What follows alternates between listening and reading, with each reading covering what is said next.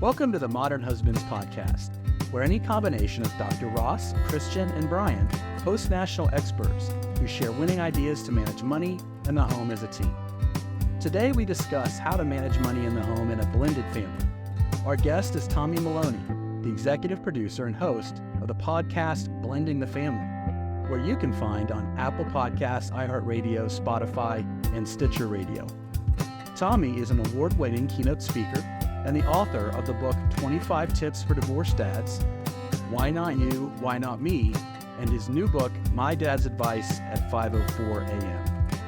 Enjoy today's show. Tommy, thanks for joining us today. Brian, thanks for having me. Like I said before we start recording, I'm so grateful that you've been patient with me. However, I don't know if I'm the right guest for you. Looking You're the at perfect your board, guest. No, because here's why. Number one, many of your guests have DR in front of them. Even your board of advisors have DR in front of them. I'm just some schmuck who wrote a book. That's it. I don't know why I'm here with you, Brian, because I'm an idiot. But I'm happy to be here. I'm happy to be here with you, Brian. We're ecstatic, man. Unfortunately, Dr. Ross couldn't be here, one of the co-hosts, and Christian, because they're both actually traveling today, and neither of those are planned, kind of last-minute snafus. But they wanted to listen because we haven't spent nearly enough time on a blended family, and there's nobody better, in my opinion, to talk about it than somebody who's living in a blended family and has written a book about it and discusses it regularly. Exactly. So, yeah. Our listeners want to hear, what it's really like and some practical advice, and couldn't think of a better person. So thanks for coming on. Thanks, Brian. I do want to say, like, on your website, you talk about some of the norms and, women being the breadwinners. Well, in my experience, the norm has become blended families. So I'm excited to talk to you about blended families, finances, and maybe we'll talk about this. I don't know. Of course, we're going to talk about hey, this is your show, Brian. I'm just the passenger. That's it. And for the listeners, we're gonna wrap up the podcast talking about his book, Dad's Advice, and I know that I have not read it yet, but I want to order it. But before we begin, tell us about your family. So that's a great question because it's a very unique situation. So normally I would say my wife, Ann, her oldest daughter, my oldest bonus daughter, because we don't use the word step in our family. I like bonus. I like that. So for your listeners, if I say bonus, that's what that means. So Betsy is the oldest. Then we have Becca. And then we have AKA the boy, Connor, who's my son. And we have Otis, our fur baby. But here's the caveat to this, Brian, and that is about a year ago, my wife's nephew moved in with us. So we have his dog, Louie, his cat, Raj, and then his son, as I like to call him, William, a.k.a. Liam. And so it's again, a very unique, blended, bonus, extraordinary family. So I apologize to your listeners too if you hear any dogs barking, because Otis and Louie, they really don't get along. So that's the story of who the family is. Sounds like the 21st century Brady Bunch. I love it. Except without Alice. We can't afford Alice, No, that's right. I forgot about Alice. And they made that seem normal. It did. I didn't have an Alice growing up. Did you have an Alice? No. I had my mommy and I. Yeah. Yeah. So for listeners who are new to a blended family, or considering taking that step, what's like one thing you believe that they should know? The biggest thing is you have to put the kids first. It is imperative. And here's the example that I use, and a lot of people look at me like I have a third eye, and that is my wife and I took a pact that before we got married, we would make sure that the kids all got along. And if the kids didn't get along, this is going to sound, bizarre, but we wouldn't continue dating because that's not fair to the kids. And we were very blessed that all three kids get along. My son, Connor, is treated like their younger annoying brother, and he treats them like two annoying sisters. But the cool thing is, and I'm not on social media other than LinkedIn, but the three of them will communicate through social media, just like, again, they're brother and sister. So you have to put the kids first, Brian. That's first and foremost. And how deep into the relationship were you when you got the kids together? Ooh, I want to say around 6 months. Okay. And were you two both on the same page for doing that, or was there some convincing that was needed on either part? No, we were both. And to take a step back, my wife Ann and I both came from very similar marriages, and I know we're going to talk about the financial piece, and that is, she was not the breadwinner. In my marriage, my former spouse was the breadwinner, and so my former spouse and my wife's former spouse, they handled all the finances, and so the thing there, Brian, was my wife and I wanted to create a positive blended family once we got to that point, and did not want to make the same mistakes as we did in our previous marriage. So no, we were both on the same page when we talked about it. And when you say, well, we'll dive into the kind of the money circumstances. Yeah, well, let's go ahead and dive into it now. Sure. Like, what are some effective strategies for managing finances in a blended family? And I'm going to preface, there needs to be a caveat here, because every family is so different. And if you've listened to our past podcasts, or if you've gone to modernhusbands.com and recognized on our articles that we're not dogmatic, we don't believe that there's one way that works for everyone. We believe the best way is the only way that works for you. And so we just try to give lots of different options for you to kind of take the pieces of the puzzle and build your own puzzle. So I wanted to preface that before we get into this. But what are the strategies that you have used, considering the unique dynamics and financial responsibilities that are all involved? Yeah, and I'm happy you preface that, because you're right. Every family is different. Every family is going to run their finances, their budgets differently. So it was unique for my wife and I, because again, we came from households where we didn't know the budget. We didn't know what was in the bank account. Was that, in my view, was I dumb for that? Yeah. But once my wife and I got serious and we started talking about not only, eventually getting married, well, let's talk about the finances. And so before I get into that, the thing we did was we went to marriage counseling first, because we wanted to lay out everything before we got into it. We talked about, not just the finances, but we talked about kids. We talked about the S word, the sex word, again, coming from different marriages, expectations. And so that's the first thing I would say, Brian, is if you're getting ready to become a blended family, or even, getting ready to become a couple, one of the top reasons why people get divorced is the finances. Right. And if you don't have a solid foundation going into a marriage, it's going to crumble. So that was the first thing I would say, Brian, is my wife and I went to counseling. It worked out. I was so blessed, because, with men, we think if we're asking for help or if we go to counseling, it's a weakness. And it frustrates the heck out of me that we're still living in that era. But yeah, it's a strength. And so we, again, laid it out. We talked about finances, and it took us a while, honestly, Brian, to really figure out, all right, what's going to work best for us. And at the time, we had separate accounts, even though we were married, living in the same house. And it wasn't until we finally sat down with our budget going, well, I don't know how much you have in your account. I don't know how much you have in your account. Are the bills getting paid? Yes, but we still need to be on the same page. So what we did was we went to the bank and said, all right, here's what we're going to do. We're going to have, in our situation, we have what we call one household account. So my paycheck goes into that household account. My wife has her account. and I had closed all my other accounts, and now it's under one roof, one house, and we can see using the household account, bills getting paid, using it for fund money, emergencies.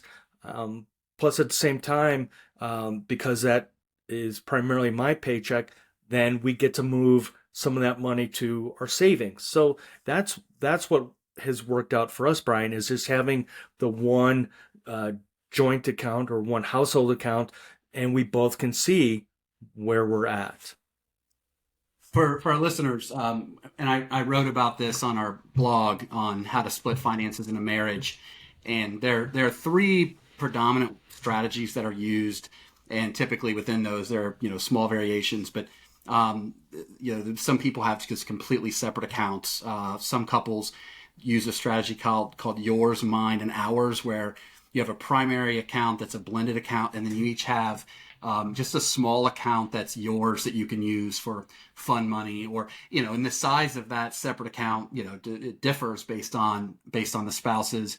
And then there's just blending everything together, right? The joint accounts, everything's one pool. And again, every relationship is different. But with that said, what the research has found is that you're far less likely to get a divorce if all of your money is pooled together, one account. Now there's probably a lot of reasons for that, but one of the things that stuck out that you said was that you knew where your wife knew or knows where your money's going, and vice versa. So it sounded like there kind of like an undercurrent there of trust. And financial infidelity is pretty common. 2 in 5 people have experienced it, which is just where a spouse is being untruthful about money. They're not revealing important things, or perhaps they are purposely hiding money. Is that the case? Is that one of the reasons that you decided to pull your money together, is just because of your own trust or past histories or whatever it may be?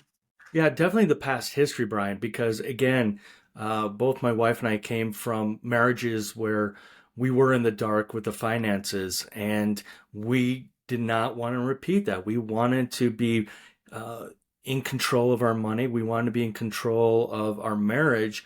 And part of that was, saying, here it is. We're going to lay it all out. We're going to lay out, our debts. We're going to lay out, in both of our cases, child support. We're going to lay out, what's going to make us a successful family. And the trust factor, being honest with each other, was so part of it. And quite honestly, Brian, probably our first 5 years together were very rocky because of we didn't really lay down the foundation again with the financial piece early enough.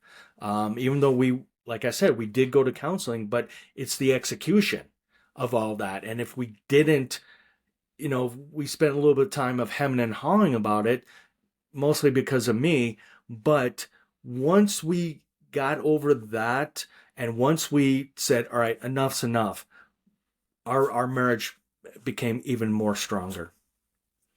A quick moment of appreciation for our sponsor, Money Marriage University, who delivers self-paced online courses for couples designed by national therapy and financial planning experts.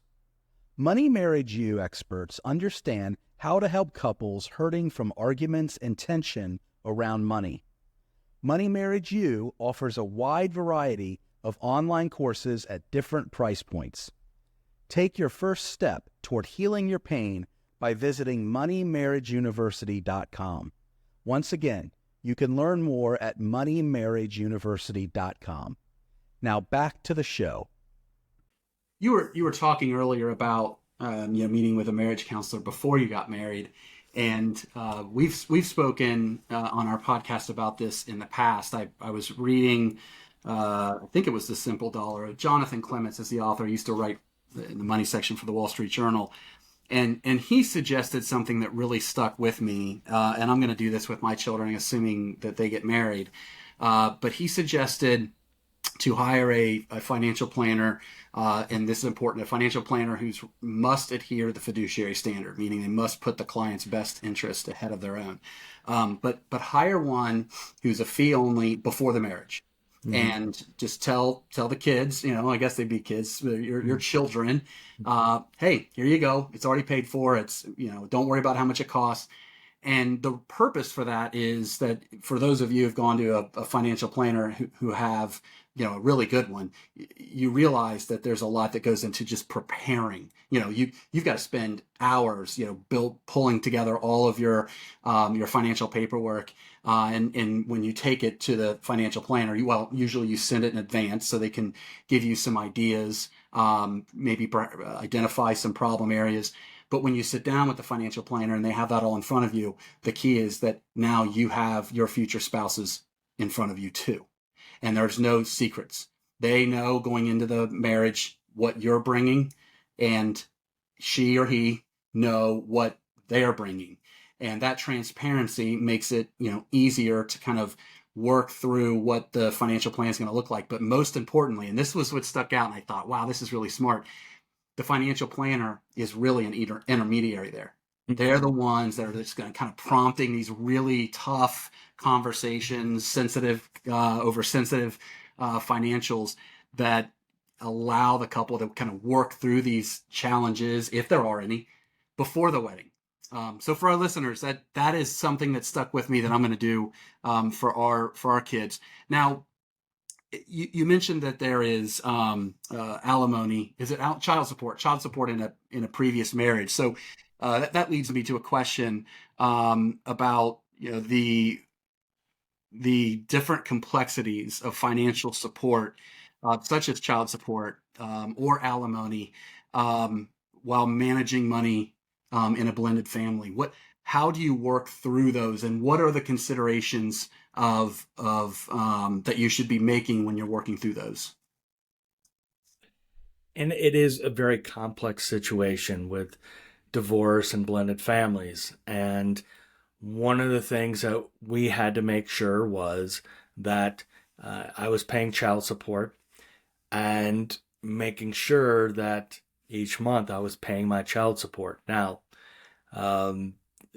behind the curtain, I do have a day job. I do contract training, and sometimes it's a good month. Sometimes it's not a good month. And making sure that those payments are paid on time was a struggle. And luckily, again, once my wife and I really laid out our finances, that was the biggest piece. And she would hammer me, making sure that each month, my son now is 20, so we're about a year past paying child support. And so there were months, struggled, where my former spouse did not get a check. And I've told this to other people. I had her lawyer on the phone with me getting ready to send me to jail for not paying. And, that's one of the things I've never understood, is that if you send somebody to jail, how are they supposed to pay? Yeah, so, right. But that's just me. But to answer your question, Brian, again, we, at a time we had those big piece of blank paper you see in training rooms. We had one of those in my wife's office, and we broke down all of our bills and then the dates they get paid on. And then, for example, like with credit cards, once a credit card payment was made, then we can look at, all right, we dropped it down from X and now it's to Y, and then keep on going. Both my wife and I, when it comes to finances, are very visual. And so we want to see what's going on. And so with the child support, when I got behind, that was one of the things that we had on the big piece of paper. It was, all right, it's, let's say, $5,000. All right, how are we going to get from $5,000 to zero to make everything work out right? And so that's what we did. We just, like the snowball effect. So we just made sure that each month that one was a high priority, getting that chopped down and down and down and down. And then once that got finally paid off, then we moved on to, another bill that, we were able to, again, snowball down. So yeah, it can be very difficult in a blended family, because you might have a spouse saying, well, that's your responsibility. That's your money. You figure it out. Versus having a partner, having somebody that's willing to help you and, again, keep the marriage working. Yeah, that's a whole different level of trust, right? Mm-hmm. Where, your partner's willing to do that. Wow, what you're talking about is, since the early 1980s, has been an explosion of income volatility, meaning that, at least like my parents, maybe your parents had, pretty steady paychecks. And, when you think about kind of the lunch pail employee, clocking in and has his pension and has his health care, and, it's the same paycheck every week or two. That's what a lot of America looked like, and that's not the case. It's I want to say for about half of American households. So of half of American households, around 35 to 40% of those have income volatility of 30% or more, meaning one month they're paid $1,000, the next month, $700, the next month maybe $1,400. And managing that is managing cash flow. I mean, it's not managing really a budget, because a budget's kind of fixed, and that takes real skill. And as you were describing what you're doing, try one of the things that was told to us by a past guest was that for those circumstances, the YNAB, You Need a Budget app, is ideal. My wife and I decided to try it out. It wasn't for us, but it makes, as you were describing what you do with your money and how you kind of work through that, knowing that I have tried it myself, it would work. It would be great for you. And it's not too expensive. I think it's like $60 a year. Yeah, in the past, we've used other budgeting apps.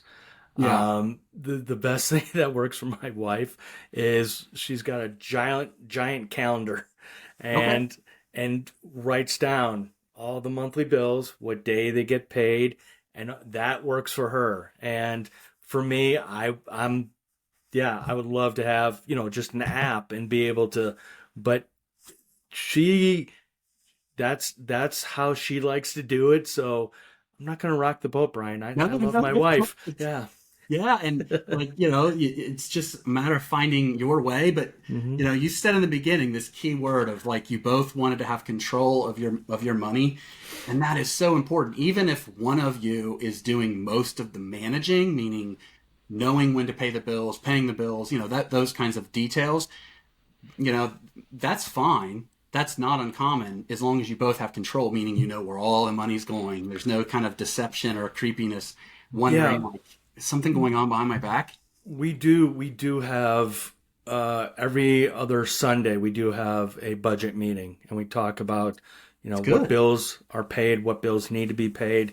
Again, because my paycheck varies from every couple weeks. Like you were just saying, I could have one great month and then a project gets canceled, so I have nothing coming in for project work, and so we do really have to think ahead of the game, knowing, all right, so this month is July. All right, what do we have coming up?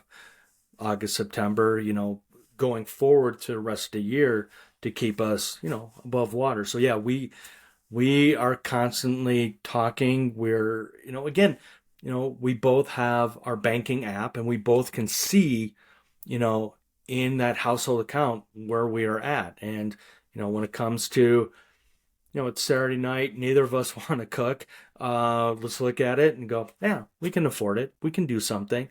So it's, I can't stress that enough, Brian. And kudos to you, starting this whole podcast about finances, because it is something that I don't feel that married couples talk enough about, and I'm Right. sure with your experience, you know the ins and outs of that. And so, like I said, going back was my wife and I did not want to make the same mistakes that we did in the previous marriage.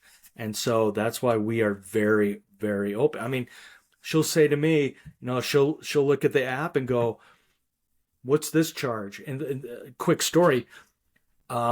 She said, "What's this charge?" I go, "I don't know what you're talking about. I don't know what that charge is." Turns out it was the water bill.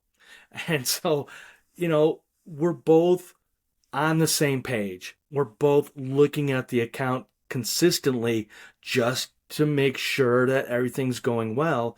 Because again, the previous marriages we had, we didn't have access to it. So we want to make sure that, day in, day out, that we are a successful couple, a successful partnership every day. Now, when you're thinking about your future, so far, the conversations have focused on managing money in the now, but I would imagine there would be more complexities when you think about the future, like saving for college. Do you save together for a bonus child? Do you do it separately? Retirement, estate planning. How do you approach that with your wife? So our oldest, Betsy, she's graduated. She's married, coming up on a year. Becca is enrolled into nursing school. And then Connor, he spent a year playing junior hockey, and now he's going back to school. And so the way I look at it is, regardless if your kids are blood related or not, you are there to support them and do what you can. And so my wife and I, when my son was out in California playing hockey, it was very hard for him to have a work schedule because everything was revolved around being on the ice, working out, all that stuff. And so my wife and I said, let's see how much we can set aside monthly for him to be able to eat. Now, I know that, my son's mom was probably doing the same thing, but we wanted to support him, and kudos to my wife for wanting to support him. Same thing with the girls. When it came to the wedding, I don't care. This is it. Let's have some fun. What can we do on our side to help our kids? So again, it doesn't matter if they're your kids or not. Support them. We always tell the kids, if you need to move back in, come on in. I mean, heck, we've got a pretty full house right now, but that's okay. We'll make it happen, Brian. You need to come out to Colorado, Brian. I've got a room for you, just for you, Brian. We do have reasonable rates, but anyway, I'll give you a friends and family discount. But the bottom line is, you just got to support them. Again, regardless if they're your kid or not.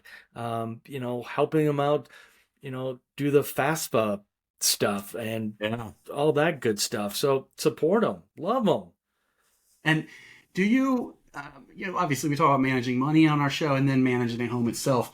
Like, how do you approach managing the home? Like, chores. Do your kids pitch in? Do you do it? Does your wife do? How do you guys decide who does what? Well, all three kids are out of the house. So, yeah. So as far as chores go, I have a very, I don't want to say complex. I have a unique schedule. So normally I am on the road 2 weeks straight. Okay. Come home and then back on the road. And so for me, when I'm home, I have my routines, and part of my routines is I schedule once a week when I vacuum. I want to be as fair as possible to my wife, so I try. I'm no Gordon Ramsay, but I try and do majority of the cooking because I feel that's fair when I'm home. I try and keep the house as clean as possible. I do the laundry. I don't mind any of that. It's like my zen. I mow the yard. I clean up the dog poop.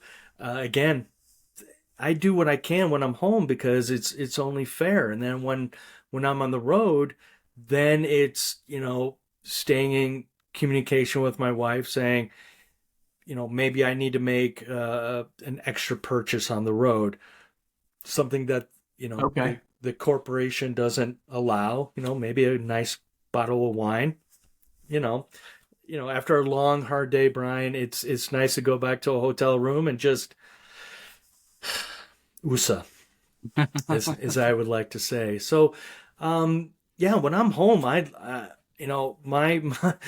my dream is to, do my podcast 5 days a week, be home, spend, time with the family and learn how to cook better. And, I don't mind doing the laundry. I don't mind doing dishes. I know Bill Gates talks heavily about, that's how he gets to just kind of zone out, is doing the dishes. Bill Yeah. Gates does his own dishes? Yeah. Yeah. Wow. Okay. So that's how I operate. I love being home. I just do. Yeah, no, I was out of town last week, and it's nice to be home. And as you said, just that routine is nice to fall back into. So what are 3 lessons that Let's not talk about those lessons yet from your book. Okay. I want to talk about my dad's advice, but before we do that, can you give the elevator speech for your podcast? So that's a great question, because I have a background in radio. I worked 10 years in radio, between on air, producing morning shows. And when it came time to our blended family, I couldn't find any information about blended families. And some of the so-called experts were not from a blended family. Yeah. And it frustrated the heck out of me. And so at first, I said, you know what? I miss being in radio. I miss creating, the theater of the mind concept. And so I said to my wife, why don't we start a podcast? Why don't we just do, talk about how to build and create a successful blended family. And so that's what we did.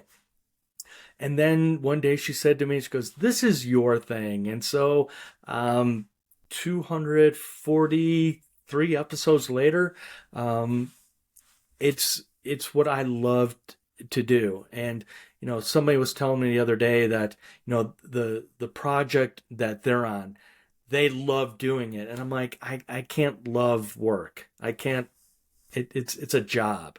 But what I can love doing is talking to people like you, Brian, talking to people that are the so-called experts in the field, and just building a community and giving as much information to help people. Because I feel that that's why we're on the planet, is actually to serve each other, to be able to help each other, with your information, Brian, about the finance piece. Again, coming from somebody who is divorced, that was part of the reason why we got divorced, was because of the financial piece.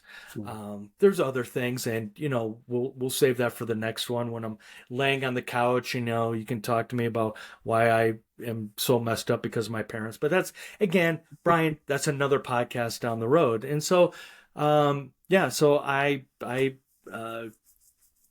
run Blending the Family, the podcast, and I love doing it. And you and that did that spark an interest in writing your book, My Dad's Advice?